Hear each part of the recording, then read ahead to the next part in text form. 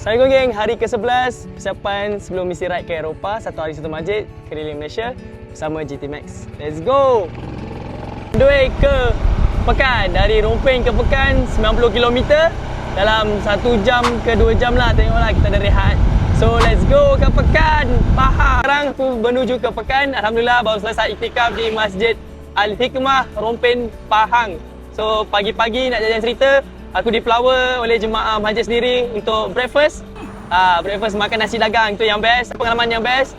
Jemaah sendiri yang flower belanja aku makan. So best lah, dapat rasa kebaikan orang masjid. So by the way, makin ke pantai timur, makin cuaca makin panas lah berbanding di negeri Selangor, Negeri Sembilan, Melaka. So sekarang ni panas, baru sikit, belum lagi ke Kuantan, Terengganu, Kelantan. Inilah cuaca dia. Okay, Alhamdulillah, itu saja cerita untuk hari ini. Minyak nak habis. Alamak. So dari Rompeng ke Pekan, jalan dia lurus je. So last station di Pekan lah. So jauh lagi, dalam 40 kilo. Aku rasa sempat kot, tinggal 2 bar kan. Aku saja nak test berapa jauh boleh pergi kalau tinggal 2 bar. Jangan risau geng, nama pun persiapan kan. Aku cuma nak test je real experience bila minyak dah habis. Tapi nasib baik tengah jalan ada jumpa Caltex. RM10 je untuk hari ni isi minyak. By the way, dia tegur aku kat Misu tadi kan. So aku punya concern nak tidur mana dekat Pekan. Jadinya dia tegur, apa kata aku call Bilal, terus dapat kontak dia. Try nego-nego. Alhamdulillah Bilal beri kebenaran untuk tidur kat situ. So thanks. Jangan terbaik. Pekan ni nak hujan, so kita kena cepat-cepat pergi ke masjid. Kalau tak barai mat.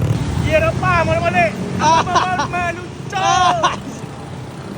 Sampai di Pekan. Kita bermalam di sini insya-Allah. Tengku Panglima Perang Tengku Muhammad Pekan Pahang. Mate kau. Dia nama panjang mat. Tu Wir, tengok ambil view atas tu Wir. Tu. Tunjuk dia. Terima kasih bang. Memudahkan, orang cakap memudahkan urusan mustafir. InsyaAllah urusan dia pun dimudahkan. Kami mendoakan. Bismillah. Allah yang satu. Terima banyak Yes. Okay. Sediakan kami bermalam di dalam. Yang penting di dalam. Tak apa. Saya pun dah beritahu. Diorang. Okey. Okay, semua dimudahkan. Thank you brother.